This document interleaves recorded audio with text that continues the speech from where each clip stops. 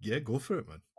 Well, because obviously the question I get is like, how did I end up in Krakow? So I'm originally from Cape Town, South Africa. I'm a professional musician, freelance musician, saxophone player. I studied jazz music at the university level in Cape Town. Um, and yeah, it's been working as a freelance musician for all of my adult life. But yeah, how I ended up in Poland is quite yeah interesting and even profound story. But in 2000 and well, it even goes back to a very good friend of mine, my best friend. I'd even say we met at university. His name is Premananda, Prem for short, Prem, and he's a piano player and trumpet as well as a second instrument. And what happened was that around about our second year, I'd say second year of university, Prem started becoming more and more interested in the Vaishnav, or more famously like the Hare Krishna Hmm. religion and tradition. And he then decided he actually wanted to spend some time as a Hare Krishna monk. And he was visiting the Hare Krishna temple in Cape Town quite regularly. And, and also at the same time, our relationship started to blossom. We found that many of our sort of musical and spiritual and philosophical ideas, questions, quests, interests, a lot of that aligned. Right? So it was quite fertile soil for a budding friendship. And then eventually, Prem started hosting these like Saturday night sort of youth programs at the Hare Krishna temple in Cape Town. It was aimed at like young individuals, right? So that the idea was that it was not as formal as like a Sunday service, let's say, but at the same time, you know, um, for newcomers or people who are just sort of being introduced to the tradition to come and get a taste of what it's about. And of course, music is a big part of the of the tradition, right? And so Prem started inviting me for these Saturday night programs, and I started going regularly. Um, and then what happened eventually is we got invited by to a festival in Durban, which is a city on the east coast of South Africa. Quite a warm place, very tropical, and a very large Indian community. Probably I'd probably say definitely the largest. I'd probably say definitely, and It's a definitely definitely maybe, yeah. the largest Indian community in South Africa. I even heard, you know, the South African comedian Trevor Noah. Yes, right. Yeah, so I've even heard him say once in one of his shows that Durban has the largest demographic of Indian people outside of India. So whether that's still true today, I guess I'd have to do some fact checking. Maybe whoever's listening. It's sizable anyway, right? From what you're saying, there's a Yeah, so there was this festival in Durban, right? And we were invited, myself and my friend Prem were invited there as musicians, and we were performing on stage, and then there was a gentleman there, a very influential Hare Krishna priest, older gentleman. He's American, but at this point he had already been, he had been a Hare Krishna monk for 40 years at this point, and quite even famous and prolific in the community. His name is Indradyumna Swami. Swami is a title, which is something like high priest or bishop, right? And he saw us on stage, and when we finished our set, he invited us over for lunch, and he started telling us about this project that he has going in Poland. on the Baltic coast in the summer months, right? July and August. It's sort of like a traveling performing arts group called Viva Kultura. So it's the coming together of like actors, uh, musicians, magicians, martial artists, dancers, and we'd all meet on this, for 2 months on the Baltic coast and put on this show. And yeah, Indradyumna Swami said he's always looking for talented individuals, and he spotted us. And myself and Prem, we were still quite young at that point. We just finished university, and it wasn't doing anything else with our lives anyway. And Indradyumna Swami invited us, asked if we'd like to come. We said yes, and we came to Poland for the first time in 2012, the summer of 2012, so July and August. So that was my first journey to Poland, and then from there it actually, like it, our traveling, myself and Prem, our traveling sort of skyrocketed to pun intended, I suppose, Right. in a sense. And Indradyumna Swami just started taking us all around the world with him, all the places he was going to, all the places he was invited to. And it was as simple as, when we were reaching the end of the tour in Poland, he was like, "Hey boys, I'm going to Croatia and Hungary next. Do you want to come?" And we were like, "Okay." And then we went, and then 3 weeks later, he's like, "Well, I'm going to Israel next. Would you like to come?" And like, "Okay." And then it was like, "Well, I'm going to India. Do you guys want to come?" And it went like that. It's been quite an incredible journey in that sense, and especially at the beginning. So this was about 2012, 2013, 2014, 2015. I'd say it was quite extensive traveling. 17 countries I counted at one point. It's impressive, man. Yeah. It's quite something. Well, And you've taken then, the alternative route, right? People might do it in a backpacking way or going through certain continents and after a year out or whatever they call yes, it, from uni and stuff. But you've done it the slightly different. yes, it's a very sort of unconventional Yeah, right. route.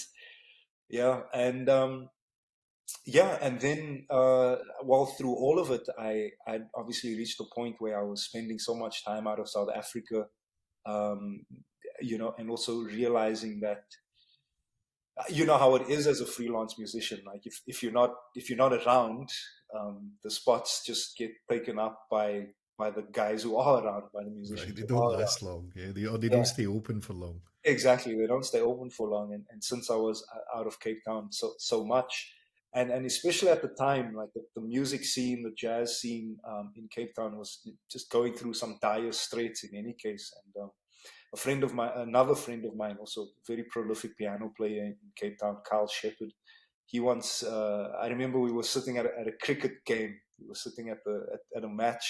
It was South Africa. I forget who we were playing against. Might have been England or something. Anyway, but we were sitting at the stadium, and Kyle said these words to me, like he said, "Look, the scene is dying here. If you can get out, get out." You know. Along those lines. And then I sort of took that as a, just a prophetic sign from the universe. And I then tried to make a move. And I figured since I already have half a foot in Poland, I could I just try and stay here. And then, 2014, I came to Krakow for the first time, but I was sort of between Krakow, Poland and Norway, because I actually had some contacts in Oslo. I'd been an exchange student there in 2009, 2010. I formed a group there as well, like a quartet that played my music.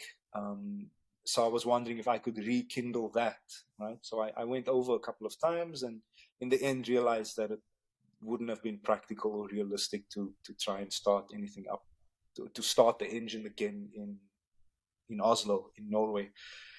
And so that was 2014 and 2015. And then, like in 2016, in my mind, September of 2016 was when I officially then moved to Krakow. And I said, okay, I'm going to make this thing work in Krakow. Um, so then I moved here and started doing the thing, going to jam sessions, trying to meet musicians whenever I could. Found it very difficult at the start, as it usually is, I suppose. And then eventually I just started running out of savings, and I was like, oof. So like, what? It's kind of reality bites. Hey, you're just kind of Exactly. you're It's like, like, all right. oh, okay, all right, Ethan, like something's got to give. And then, this idea of busking came to my mind, street performing, right? Krakow's got a very active tourist scene. I don't know if you've ever been. I Uh, haven't. No, not yet. yeah. So Okay. Yeah. It's definitely it's still one of those cities that are still what's the term like it's a bit of a hidden gem. yes, exactly, a hidden gem under the radar. You know. And it's got a really beautiful like city center, main market, city square, right, where everything sort of it's like I think the when the office. football was there, the European Championships, I can't remember what year it was. It's Mm, not long ago.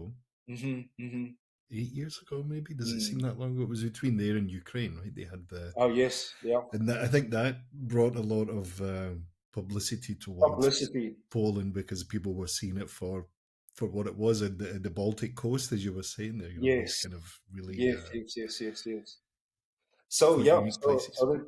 then eventually I took to the streets, and even that though, Craig, was such a uh just just emotionally and spiritually transformative moment in my life, in my musical career, because uh, you know in Cape Town, in the like musical environment that I grew up in, like if you were an educated musician, like busking wasn't the thing. Right. Like educated musicians don't busk, right? Those are for the It's a non. certain kind of rule, is it where, an unspoken rule maybe? Yes, yes, yes, Or an and unwritten rule? an unwritten rule, yes. And then I mean, I don't even know what it's founded on, but anyway, like I just know there's this perception. And even like on the music scene, if you would describe like a gig, or if you describe musicians that were like, if it was a gig that was kind of average or like not very good, you describe it as a busking scene. It's like, well, I mean, that gig was such a busking scene, or like these musicians are just buskers. So there was this connotation in my head of like busking is for the for the non-educated. So, and yeah, I was like just internally having this internal conflict, and conversations, dialogue with myself, like, wow, Ethan, you are becoming a busker, right? And then, You're kind of going full circle here, right? From yes, when you exactly, started exactly. musically. I mean, like this, moment of um, working through that, right? Just internally. But then in the end, I'm so grateful that I had actually gone through that, so like that gauntlet of thoughts, right? Because it really was transformative. Because then I started embracing the process. I started embracing the process. I realized that I was, really making a positive contribution to the city. And it's also how I started meeting more musicians and friends. Ultimately, I'd even say that most of the people I've met in Krakow came either directly or indirectly from either them meeting me on the street, or someone meeting me and telling me to go there or to speak to this person, right? So there's certainly a lot that I'm grateful for now, and even like, I mean, I'll just plug this in because it is kind of like a proud moment for me. In 2020, there was even a mural of me painted on one of the busiest traffic hubs in the city, right? And the theme of the mural was or is things that are distinctly or iconically Krakow, right? And there's yeah, and now there's this picture of me Because on there there. you are. Yeah, so yeah, I am, you know. So it's great for it's great for my CV, you Definitely. know. And then yeah, so since then, my career in Krakow is kind of yeah, also blossomed and bloomed nicely. I'm in I've got quite a hand I'm involved in quite a handful of projects now. I'm getting to do some really interesting things. Um, you know, and become part of the scene now, and part of the life here in Krakow, the music scene. Maybe you Yeah, could like, tell us a bit what the scene's like, Ethan. I'm sure the people are curious as to what they can find when they get to Krakow. yeah. So there's definitely a lot of music around, which is nice, right? So hmm, like there's certainly enough venues that's There's plenty of places to play. yes to Because play at. usually that's a bit of a problem in some places, right? That's a That's bit of a problem. That was really one of the major problems in Cape Town. What had happened, right, is that all the the scene venues kind of started dries closing. up for whatever reason.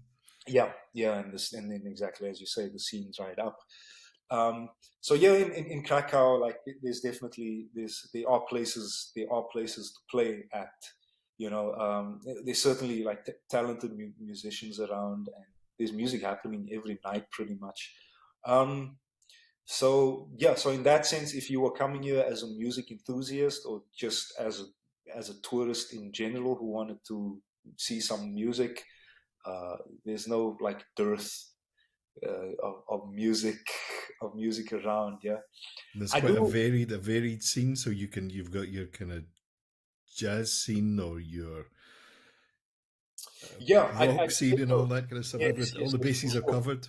Yeah, yes, most of the scenes are covered. I'd say like in what I've noticed is like blues, like there's even more of a liking to blues and rock music in Krakow than jazz, let's say, right? So yeah, and like consequently, like that's also most of the musicians I know. They're mostly like guys that come from the blues line rather than guys that come from the jazz line, let's say. You've got your own trio, right? You've got your own blues trio, the Yeah, well, yes, black yes, tie trio. the Black Tie Trio. Yes, I mean, I wouldn't say it's my trio per se, but Well, you as know, much as it is a trio that I play in. yes, But yeah, it was actually like a dream child of the guitarist Luis de Oliveira. He's from Brazil. He's half Brazilian, half Polish, and he's an out and out like blues guy, and he's been you know performing for a number of years now at quite a reputable uh, jazz and live music venue in Krakow called Harris Piano Jazz Bar. And they have these jam sessions on Mondays and Wednesdays, themed jam sessions as well. So it would be like a Latin night or funk night or blues night or swing night, cool. right? And so Louise was involved for years in the and still is in the blues jazz jam, but never really had a project of his own that he could, you know, play outside of these jam sessions. And then he just yeah said to myself and the drummer one day, you know, could we see if we could be a trio? And we said, cool. I was happy about that too because I got to play bass, which is like sort of the I've been having a secret love affair with bass side for like a few years, you know, and yeah, it was an opportunity for me to you know to bring it out. Stretch your legs a little bit as well, right? And do something. I was going to Exactly. say do something for fun, but you know what I mean. Something maybe you haven't done before, as you were saying Yeah, there. If yeah, it's yeah, precisely, and that's what yeah the Black Tie Trio really is like. It's a fun band for me, there's you some know. great clips online. Yeah? You'll see them on your Facebook page or YouTube. Yes, yes, I yes. We've forget, but got I a saw Facebook, we've got an Instagram, the Black Tie Trio. Yes, So yeah, so it's definitely that, and it's blues. You know, like blues is blues. The blues don't change, eh? As the saying goes. And so yeah, and it's fun, and I have fun playing bass. Is not too much. Uh, not as much. Um, Musical artistic responsibility on my head as when I'm playing saxophone in some of the other projects I'm involved in. Yeah, so it is quite uh, yeah, exactly that, fun. You know, I'd Well, say they're all fun, but just in different yes, fun in different different ways. priorities, Yes, isn't it? exactly. They're colors, yeah, Hmm. different shades of things. Yeah. Well, So that's maybe a nice segue. And tell us about your main project that I've seen you posting quite a bit recently about your group Neon Faces. Neon Faces, yes. So Neon Faces is probably the most jazz oriented. Well, so even I use the I really um I'm cautious when I use the word jazz, but with Neon Faces, it's the group where uh, we get as a band, and also me as a musician, get to go really to the edge of our musical abilities. So there's a lot of improvising. It's the band where I get to improvise the most, right? So that's definitely the selling factor uh, for me, right? So yeah, and this group actually, yeah, we started in, when was it? In the summer of 2020. Was also a very significant time for my career, even in Krakow, right? Amidst all of the craziness in the world, There was a lot of craziness there going was on a at lot of that time. Yeah, craziness in the world. But you what didn't happened? see anyone for weeks or months, or well, we saw people like this, right? Just like you and I are doing now. We saw Yes, each other through cameras and yes. We saw through each other. windows and all sorts of other Exactly, shenanigans. exactly. So, but somehow, for like a friend of mine from Cape Town even made this joke once when when we had a call some months, towards the end of 2020, beginning of 2021, and he just said, "Wow, it looks like COVID has been good to you." And I'm just making a reference to, yeah. But I can tell you what it was though, Craig. I think what what what the lockdowns did, what 2020 did for my career in Krakow, was that I was just a sojourner through Krakow for most of these years, right? Because I was doing most of my work with most of the traveling with Indradyumna Swami, right?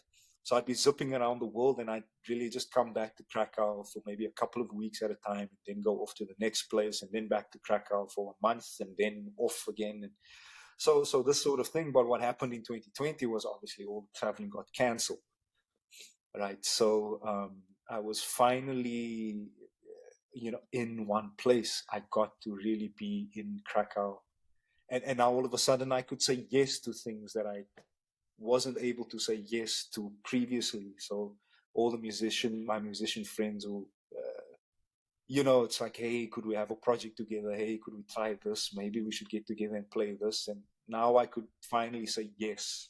So let's do it. I'm around. Let's set it up, right? And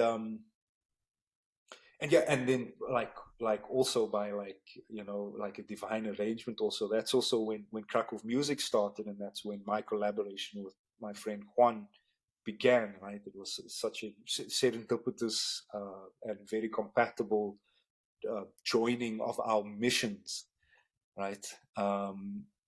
And then yes, so many projects. Neon Faces is one of the projects that actually came from that time.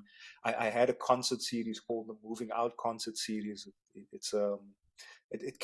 was sort of a case of like when life gives you lemons, make lemonade kind of situation. And I was forced to move out of the apartment that I was renting, and I found another apartment. But then at the time, the well, he wasn't the landlord per se, but he was just a proxy between the You tenant and the and other the party. landlord, right? And he said that the business that owns the building want to move back into the building, and then I was like, well, okay, so it means I need to find a place to stay. And then I started looking. I eventually found a place to stay, and I told him, well, look, so I found this place. I'm going to move in. And then he's like, well, actually, you still have 2 months left on your contract, And I was like, but you were telling me that the business is moving in, whatever, whatever. And then he said, no, look, you still have 2 months. You have to fulfill that. I was like, oh my goodness. I'd already put the deposit down and signed the contract for this place that I'm living in currently. So now for like 2 months, I had two apartments. It's very rock and roll, man. Yes, very rock and roll. And like, I also want, Paying for them is another story, but that's the thing, because now like all the work was cancelled. And so it was like, oh, so what am I going to do? Could I rent it out? Could I Airbnb the thing? But like, no, there are no tourists coming to Krakow anyway. So like, I don't know. And then Juan, this friend of mine, Juan said, well, look, why don't we do concerts? Like, whew, light bulb went on, boom. I thought, oh, wow, that's quite a good idea. And then we arranged this concert series, 15 concerts over the month of August and September. 2 concerts a week.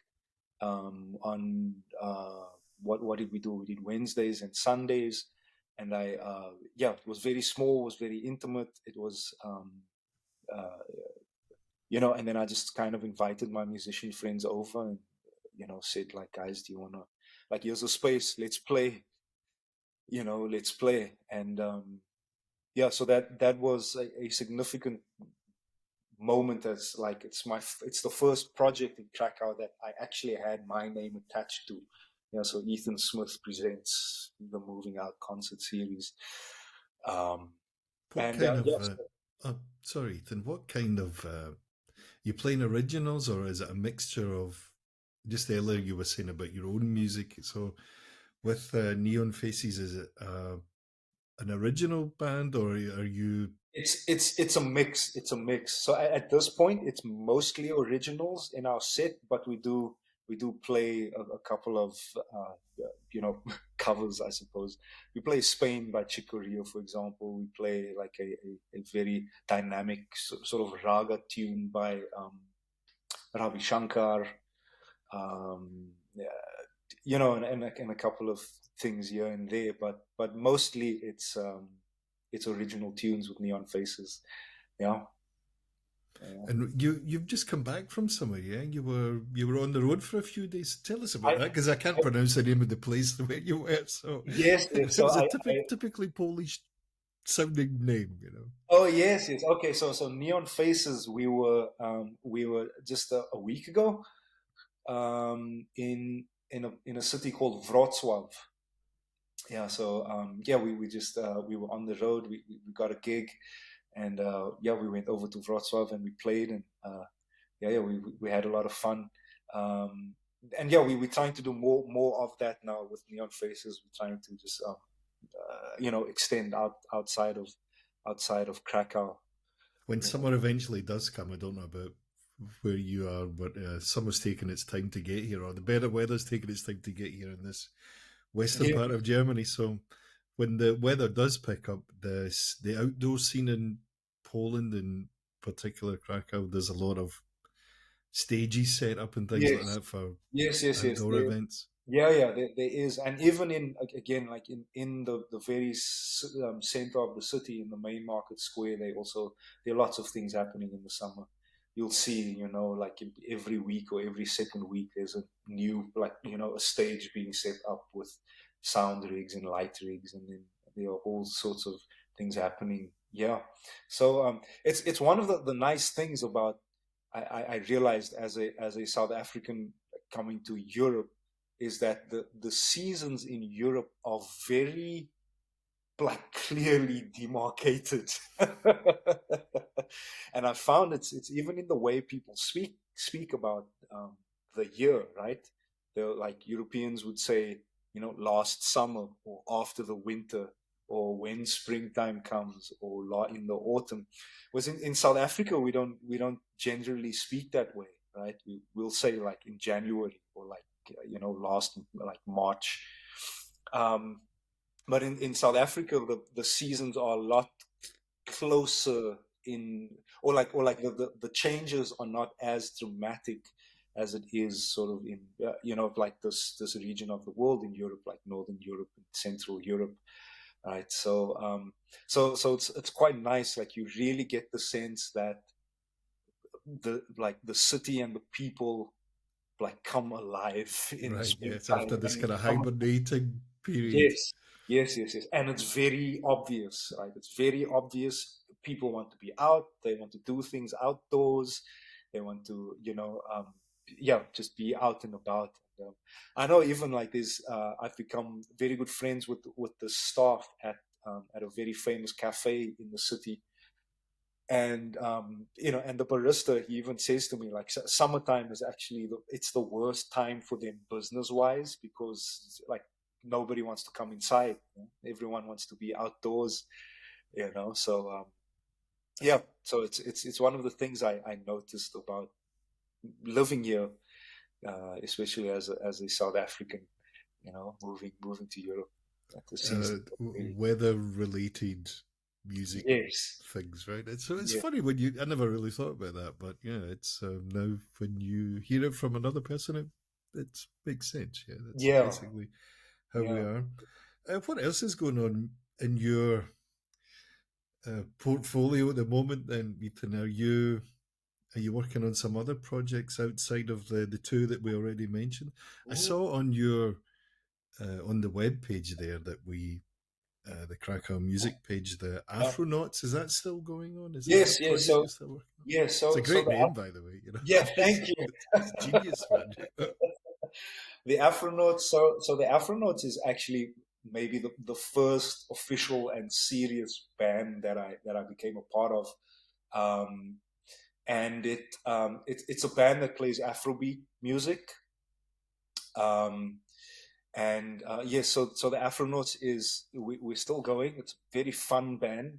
Afrobeat music is fun. Yeah, exactly. By its It's nature, yeah, party it's fun. music. It's dance music in a sense. Well, yes, it is dance music. So, we managed to garner like a good following quite quickly. So yeah, so the Afronauts is still going. We were in the studio recently in November, I believe. Um, so we recorded some music, and we busy working on getting that mixed and mastered at the moment, and that will be released at some point. So yeah, the Afronauts is going. Neon Faces, the Black Eye Trio we mentioned. um, and then I have a project with a guitarist friend of mine who's also the guitarist of the Afronauts, Gregor Greg, and it's called Oneric Dunes, and it's a duo project, and it's more uh, the like the it's sort of atmospheric and more kind of slower and like soundscaping more than like actually playing tunes. Mhm. So that's also been an interesting project for me. It also came about because when we would meet for these Afronauts rehearsals, and Grzegorz would be there in the rehearsal room with all these pedals, and then while we're setting up or like in a break, you'll be like fiddling around and doing all these like cool things that Wiggly stuff and all that. exactly like Yeah, right. electric guitarists get to do with their Yes, yes, pedals. right. We've all been there in the room with them. And I kept saying to him like, man, we got to do something with this. We got to do something with this. And then because that's also something I feel I'm quite I'm something I like doing, playing that kind of way, sort of more meditative, slower, pensive, painting with sound, atmospheric kind of things. But there's not a lot of scope for that kind of thing. Like, how do you even like describe that? How do you pitch that to a venue? I you think know? that's both its either side of the coin there. I think Ethan, Yes, you've just exactly, described it. You know, it's exactly. That's also the thing that is its own qualification, right? exactly right. You But just yeah, have to be brave enough to dip your toes into the water to give it a yes, try or to yes, listen yes, to yes, it. yes, Or precisely. So yeah, so we eventually we did this project. We did like 3 or 4 performances now, and they were very successful. One of them was actually in one of the most famous art galleries in the city. It's like a national treasure, this art gallery. And again, it's really it's even, I was going to say it's in the city center, but it's even the center of the city center. There's a building that stretches along in the very middle of Krakow's main market square, and that's where this art gallery is. And we did we did two performances there actually. When was it? 2021, I think it was. So yeah, that was a huge success, and that was also something nice for my CV. You know, every time I walk past the building, I get to say to myself, like, "Wow, you played inside the Sukianitsa building." Um, yeah, so that's on Eric Dunes. And then, I also do just some freelance things with some musicians around private functions, of course. You know what it's like just being a working musician. Um, some of my own things, I think maybe that's also something I could mention, that very recently in March, I released an EP, 4 songs on Spotify and YouTube and Apple Music and so on, of just some very like South African not even more specifically Capetonian inspired sound, right? I have many compositions like this, but I haven't published a lot of it, right? And so I had an opportunity to release this online. Um, it's called Times Remembered. So this is the name of the EP. If anybody would like to go and have a listen to it. So yeah, juggling quite a few things. My work with Viva Kultura continues. So even this July and August, I'll be heading up to the Baltic coast again to participate in that festival, and then. So my friend Prem, actually, so he's now relocated to the States. So he's living in upstate New York, and he's getting some musical projects going there, and he likes to have me involved. So I've flown over to the States a couple of times over the I last saw few. you were in India. Was it I was in last India in last year March. or this In year? March, Yeah. yes, yes, yes, in Sounds March. like I've been stalking you, like getting all your people's I profiles. I appreciate that you did your homework, Craig. So I was in India just yeah, what, 6 weeks ago, in the month of March, and that was with Indradyumna Swami, his project. Um, Prem was there as well, so we got to meet.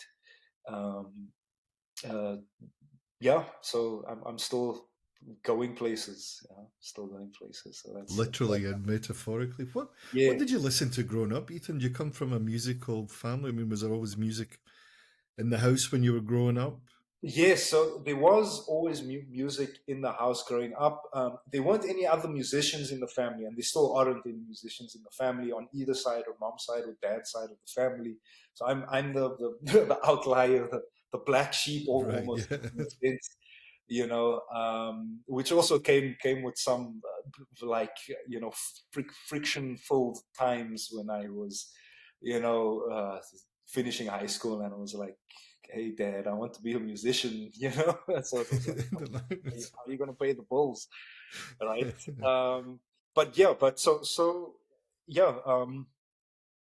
What I listened to growing up was, yeah, I'd say a lot of Black American pop music.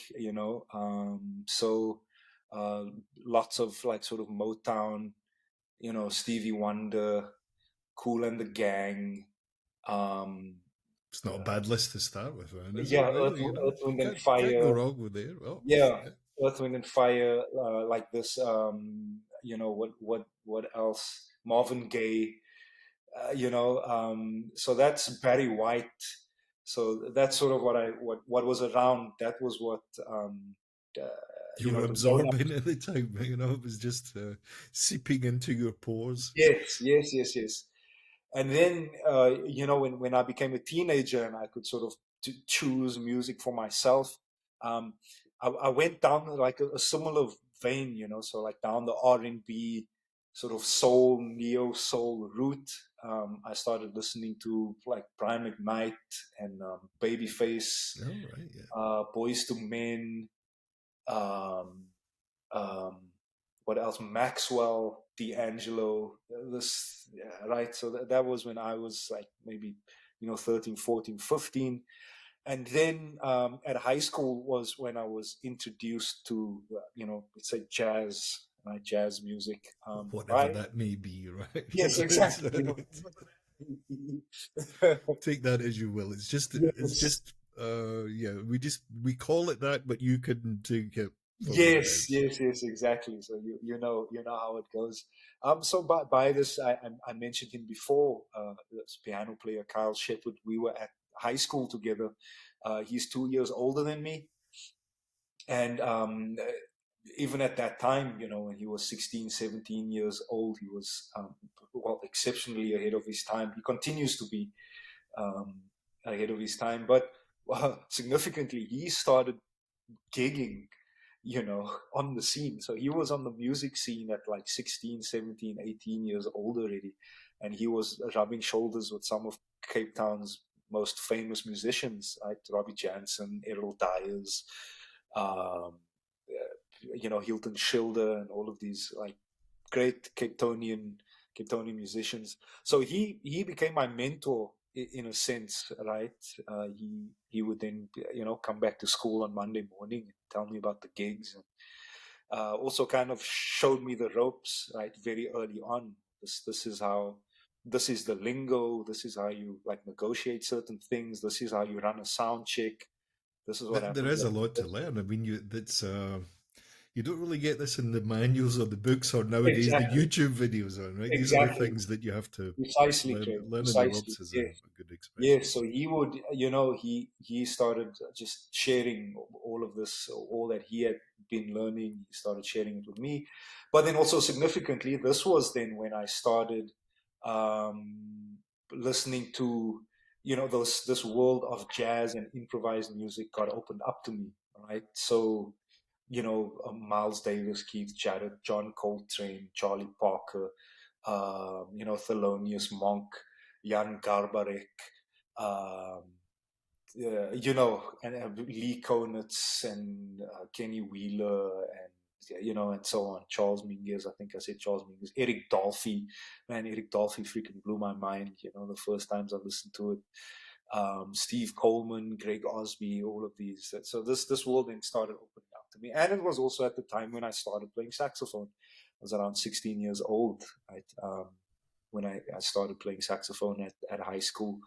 Um, Was that a choice that you made, or was that yes, it was, yeah. yes, yes. So it was. So I was doing music as a subject at school, at high school in Cape Town, but I was a piano player.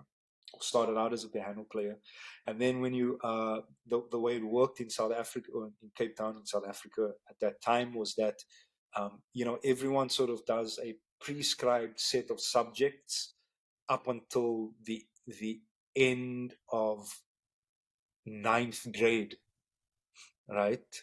And then at that point, music is just an additional um, thing that you would do, right? It doesn't necessarily count to your, let's say, curriculum marks, right? Grading. But then from grade 10, so grade 10, 11, and 12 was the time where you could then select um, the subjects you wanted to do for the next 3 years.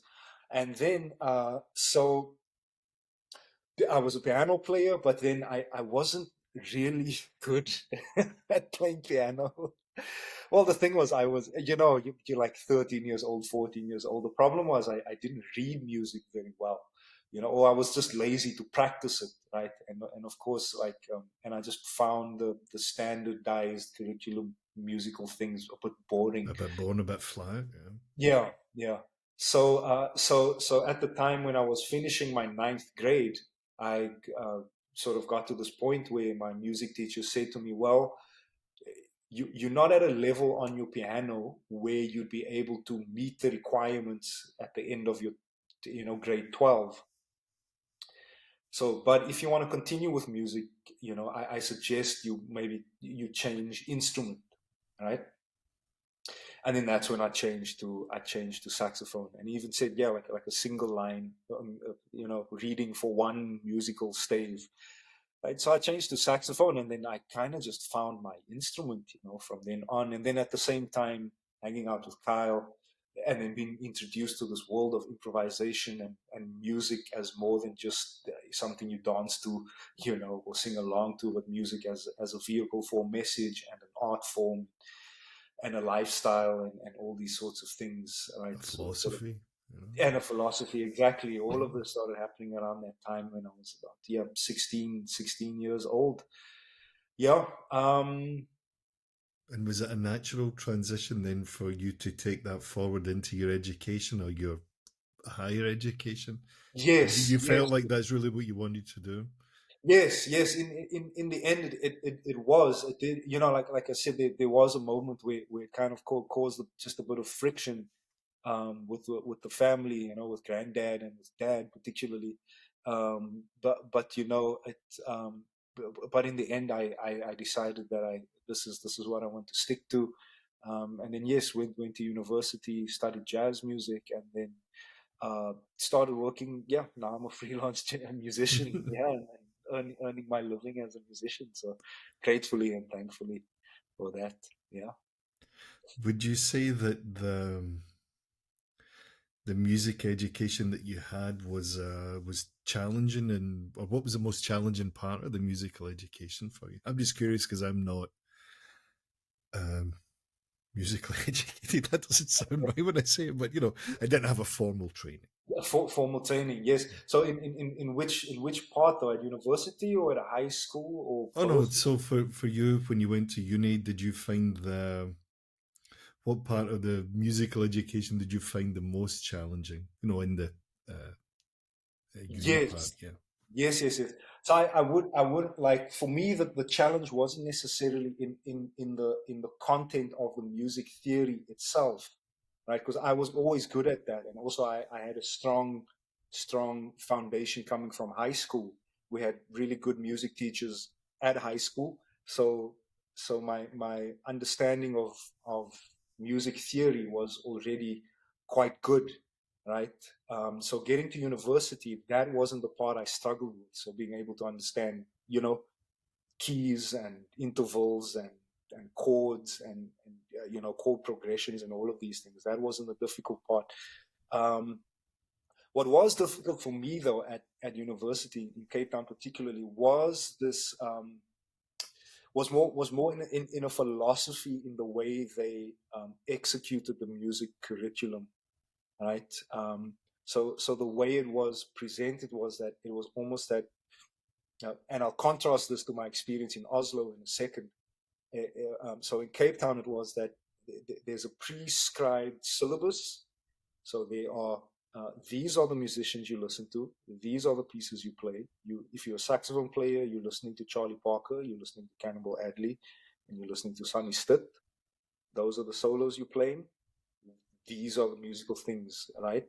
And at the time, like it's essentially it's bop. It's like bebop and the post bop sort of time in jazz music. That was the foundation of the syllabus in Cape Town, which was actually challenging for me on a like uh, just a philosophical level, I suppose, right?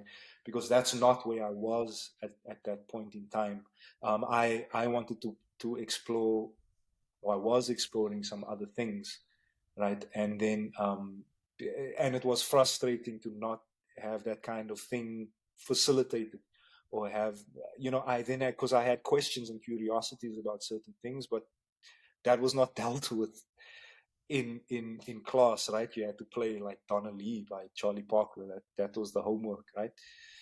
And then in my second year of university, I had this opportunity to be an exchange student in Oslo at a music conservatory there. Um, You can't really get much further away from South Africa, can you? I yes, mean, like the in Norway, yes, right. Norway, Let's. yeah. I know it was crazy. It was like many firsts for me. It was the first time I traveled, first time I got on a plane, First time like I had a passport officially, and the first time I lived by myself, the first time I saw snow, you know, all of these things, right? It was so I was about, when was it? It was 20, 2009. So I was, how old was I? I was 20 years old in 2009, right? So I went over to Oslo, and there they had completely the opposite approach at the music conservatory, that to the way they had it in Cape Town. So I remember this very significantly. The first day I met my saxophone teacher, Morten Halle. Um, and I went to his office, to his room, and we sat down, and he had a little like notebook, a moleskin notebook, right? And then he just asked me, "So Ethan, what do you want to do, like musically, right?" And then I got to tell him all of these things that I've been exploring and wanting to know more about, right? That wasn't being facilitated in Cape Town, right? And yeah, he was like actually writing this down, taking notes of what it was I was looking to achieve, right?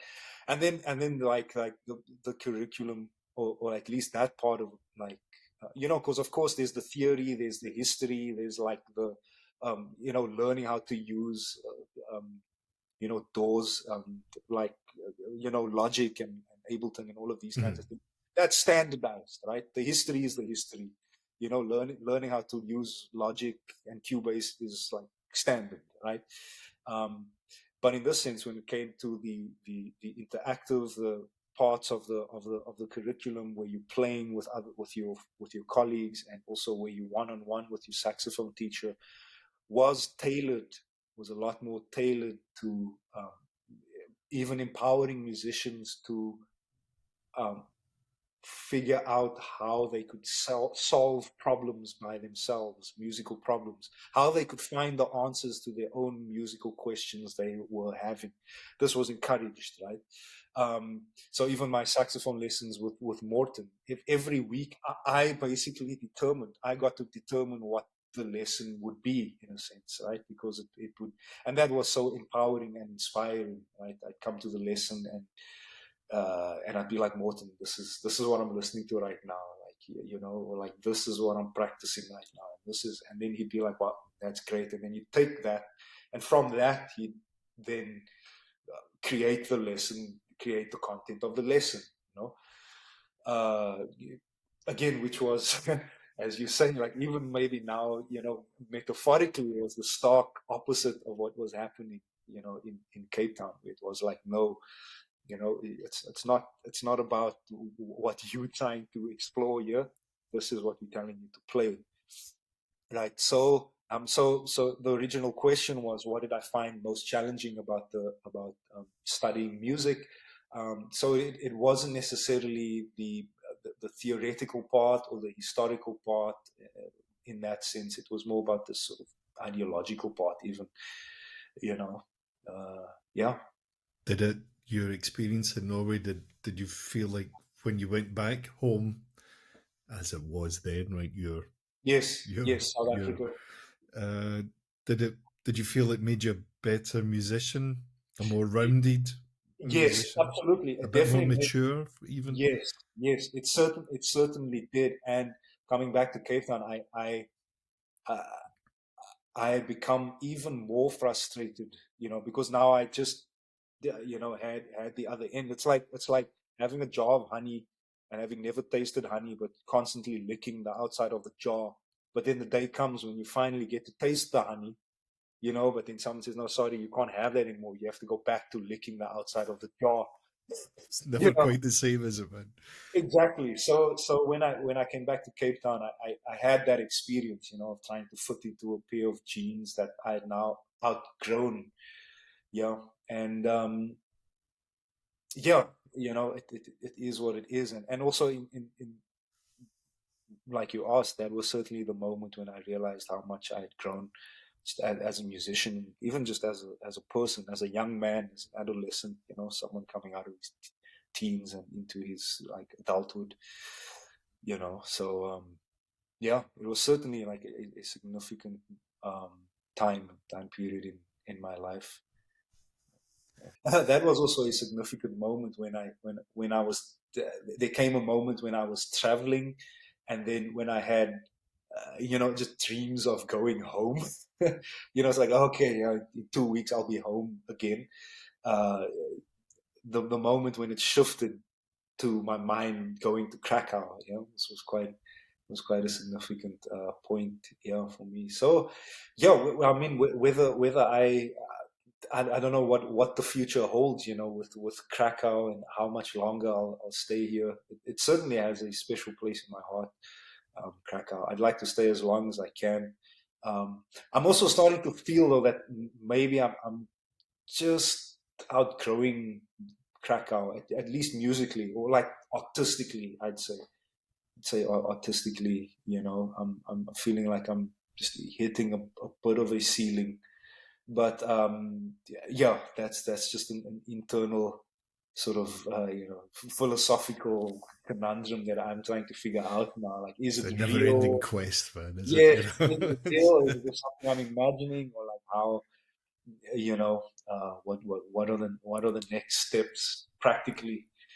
As But as I said to my last guest, it's I don't know. It sounds quite a profound line. It's the life of a rock and roll troubadour.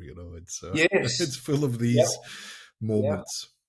yes, yes, yes, yes. It's like how long does one stay, or like when's the next thing? And yeah, I mean, for other people not in maybe our situation or our experience, these things just happen naturally for other people. So it's just, yeah, or yeah, they yeah. don't have to think about it so much. It's just the way it is, Yes, yes, yes, yes. It's just the way it for is. better or for worse. I mean, that's it. Absolutely, yes, yes. But oh, excuse me. I was, I often get asked the question if I go back to South Africa.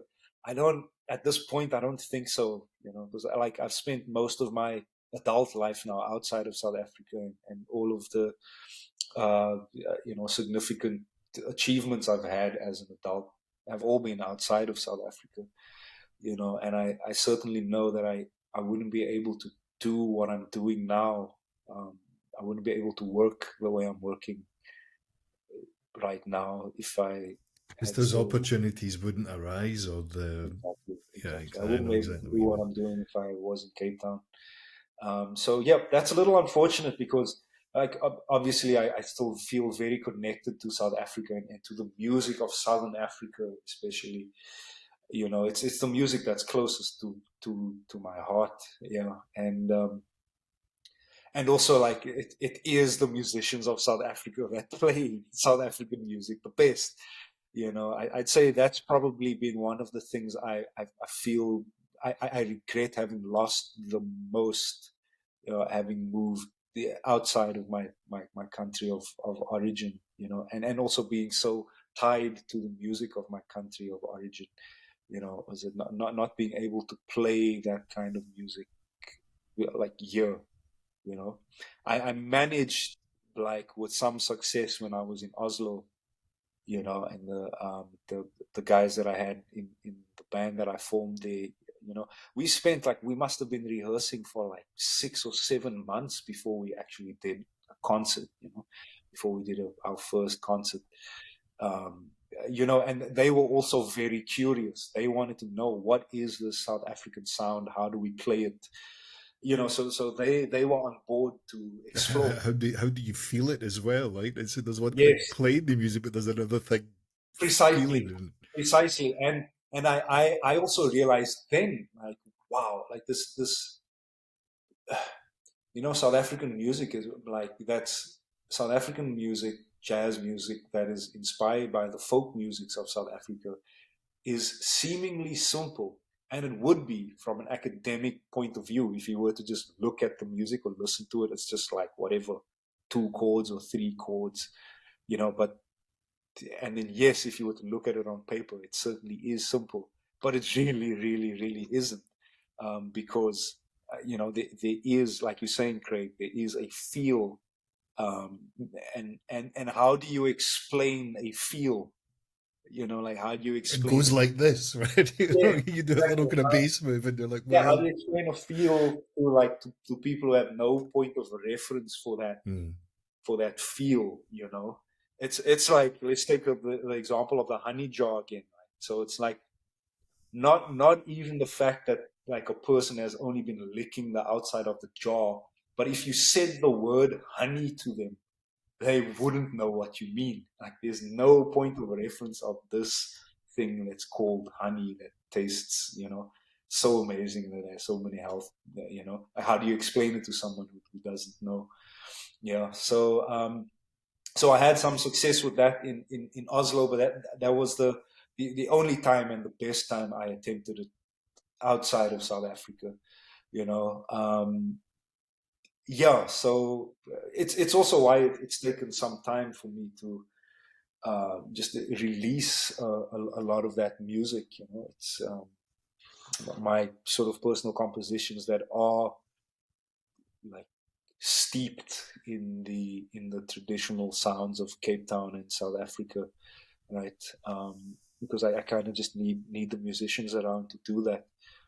This EP was quite these 4 songs I released a month ago was also quite a serendipitous moment because I'm on that album is a drummer from Mozambique. His name is Teshito. I played all the other instruments except for the drums, right? So Teshito's from Mozambique, and he also spent some time in South Africa building his career there. There was a time in like the late 90s, early 2000s when many Mozambican musicians came to South Africa because there was just more of a scene in South Africa, right? And they could build a life there. So I had met Teshito, when I was 20, 21, like as a young musician in Cape Town, and we worked together a couple of times. But then we didn't see each other for like 10 years, right? Because I started traveling, and Teshito also subsequently moved back to Mozambique. But then in last October, which was quite special, was that we met, we reconnected in the United States, in Texas, in El Paso, actually through this project. Prem, my friend Prem, his project, because he's also friends with both of us, right? So he imported some of his friends and musicians that he wanted to have involved with this project. So I got to see Teshito for the first time in 10 years again, and it was such a joy to be able to play with just a drummer who understood the Don't rhythm, have to explain. feel, and the style, right? And I remember, Craig, even that first evening when we met at the hotel and we had a moment to jam. Man, I was playing piano and Tishito was playing the drums, and I was just smiling, and it was like tears rolling down my face. Um, so yeah, so I'd say that's probably the one thing I miss about South Africa, is being able to play the music of my homeland. But it is what it is what it is. I get to make other kinds of music, and I'm grateful for that. And again, grateful to be able to earn my living with my saxophone and not having to take to the shovel, yeah, so to speak. So Yes, well, it takes us all back to that busking yes, story you were telling us about exactly, earlier. There's a kind of exactly. metaphor in there as well. I'm sure. Yes, yes, yes, absolutely. Ethan, Yeah. are you ready for a top five? I don't think Oh I told you wow. about this, did I? Yes, you did tell me Did I? about this. Oh man. Okay, let's do it. So nothing too How heavy, does it- right? No, don't worry. So Okay, maybe I like to start with a guilty pleasure or a musical guilty pleasure. a musical. Guilty pleasures. You don't necessarily have to feel guilty or bad about it, but it's something you might like that we might be surprised about. Oh my god. Um, Michael Bolton. Oh, that's a guilty pleasure right there, right? Oh I'll man, tell you why. what was it? I'm 53 months. I remember Michael Bolton when he was in his pomp. I think he was even famous or kind of semi-famous before he was a big solo star. How Yes, how am I supposed to live without you? Right, yes, that's the exactly, song, right? exactly. That era. But the thing is, though, Craig, I'll tell you is that my mom really liked Michael Bolton. Get a Um, spectacular kind of Kenny G style yes, yes, it's like this, mullet like a thing going on. pop rock power Yeah, rock. right. Like Come how am I on, man. supposed to Yeah. live without you? So my mom really liked Michael Bolton, but my dad didn't. And he always like made fun, and complained when my mom would put the Michael Bolton cassette on. Anyway, but yeah, I just sort of, there are times when I'm just in my apartment or in the shower when I just want to, Belt that Michael, but yeah, sort of belt out, how can we be lovers if we can't be yeah, friends? there were probably I can't remember the name of that album. I mean, that's a long time ago. That must be Soul Provider. Soul That's Provider. Yeah, that's that must that's, be. It that's must have come out in the oh, late what was that? early Like in '90s, maybe yeah, yeah, late yeah, '80s, early '90s. definitely. Yeah, yeah, for sure. Yeah. So I'd say I put put that as the one that people wouldn't see coming from this. Like, And where is Michael Bolton now? And I'm just imagining he doesn't have as much hair as he did then, because yeah, it's quite a long time ago. So, it's a long time. Yeah, they have the whole like golden locks. Yeah, uh, yeah, exactly. that's a classic one. I'm Yeah, well impressed. yeah. On the other side of that, then Ethan, Yes. someone that maybe you don't quite get, or you don't really get the hype around a certain artist, Oh my God. or just genre wise, you're just a bit like it leaves you a bit Yeah, yeah, really. yeah. I think I'm gonna be axed about this because I was speaking to my friend Juan about this earlier. Kamasi Washington.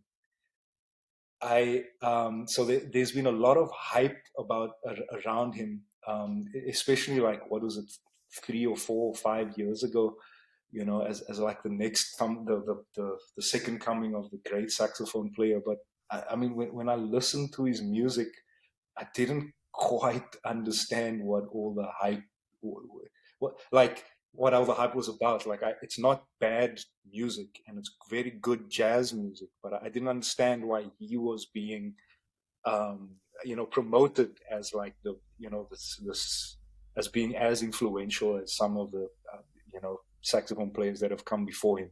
I didn't see that, and I just put it down to maybe having a good marketing, like a publisher, a good marketing agency, Yeah, or it could just be something that I don't get.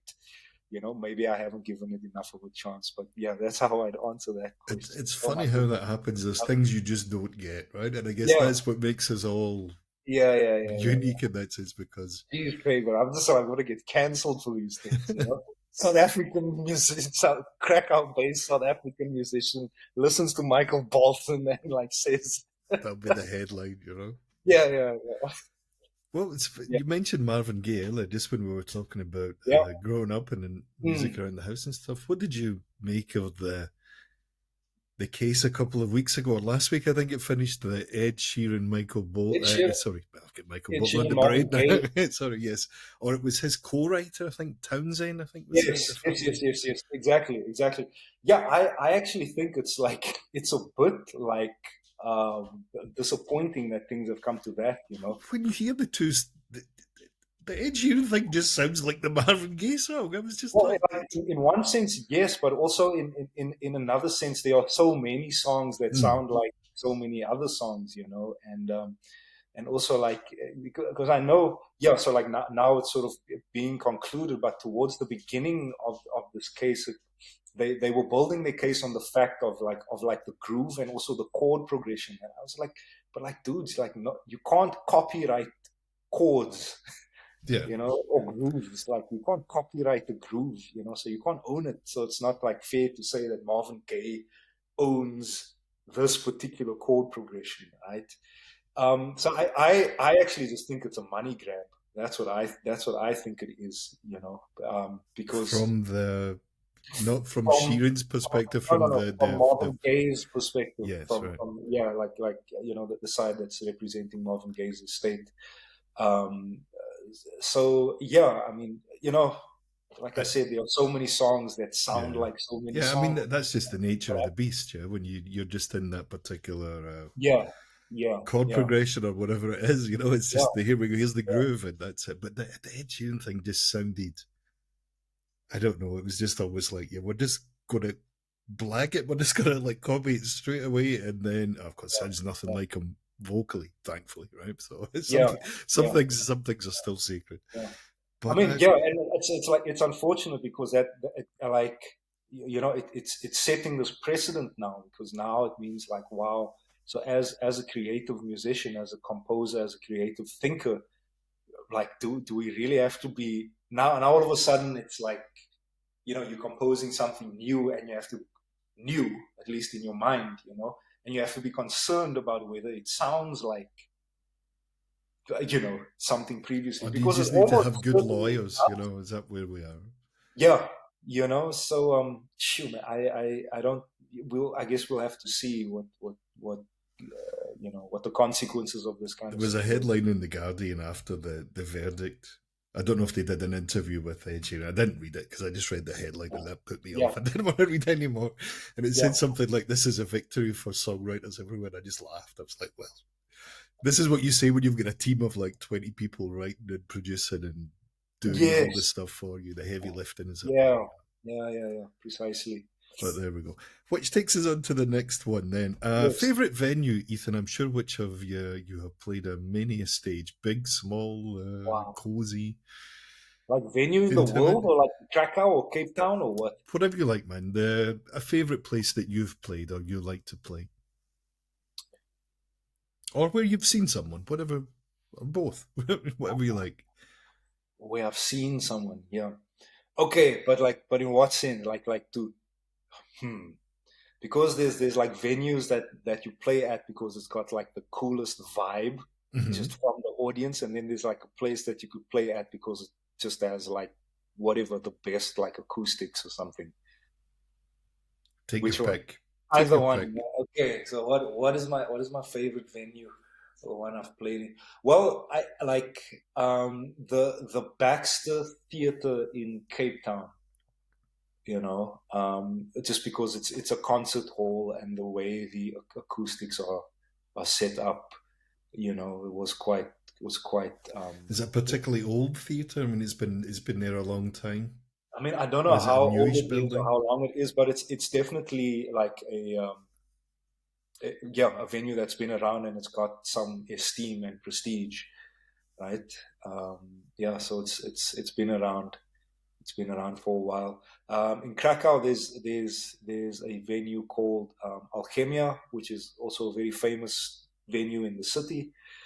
That has been around for a long time, and I'd say this venue, because of the vibe, like the audiences there, the crowds are always like, they always give so much to the musicians on stage, and it's always a pleasure like playing there for that. It's not the best like sonically, like But from a as a technical. feel, right? As a Yes, yes, that yes, yes, yes. connection you have with the With the, audience, with the whether crowd, it's yeah, big or yeah, small, it's just yeah, you get that precisely. kind of Yeah. connection going.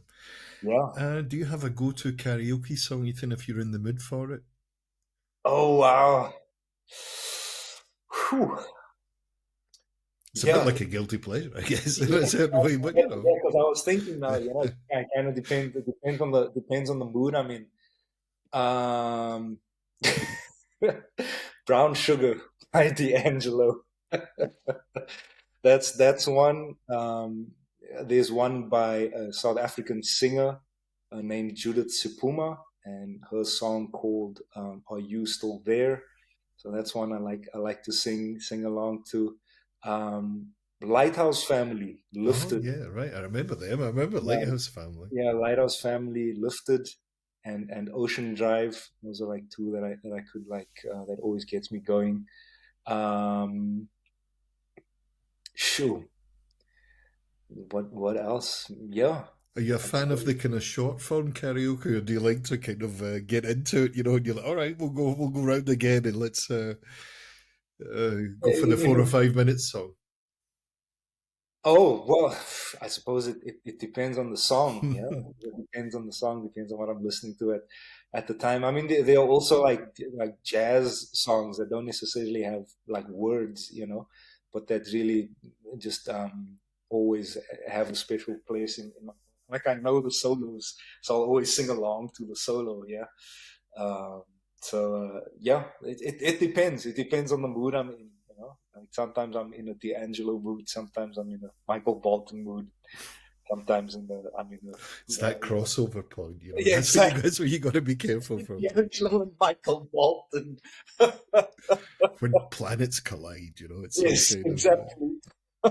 how could you get that many egos in one room? You know, I'm presuming there's a lot of ego going on there, but you know, Yeah, man. Oh my Been goodness. an interesting Wow, man, conversation. I can't believe I'm saying these things, Craig. It's like, man, I know the internet is forever, you know. I'm just hoping, I don't know how many people would listen this deeply into the podcast. Well, we'll chop it up accordingly. Let's. Okay, okay, yeah, yeah. Last question for you then, Yes. Francois. It's been an absolute pleasure. Hmm. Who should we be listening to? Tell us someone